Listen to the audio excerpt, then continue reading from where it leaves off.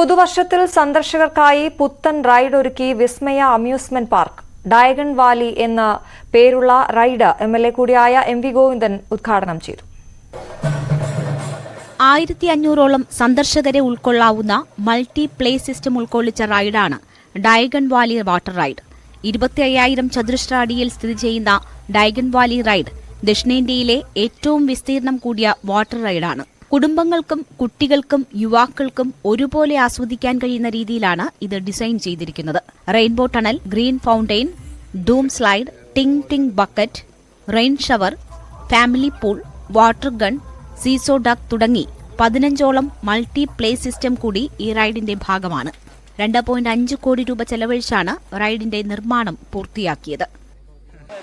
2024 പുതുവർഷ ദിനത്തിൽ വിസ്മയ amusement park ഒരു പുതിയ റൈഡ് സന്ദർശകർക്ക് വേണ്ടിയിട്ട് ഇന്ന് തുറന്നു കൊടുത്തിരിക്കുകയാണ്.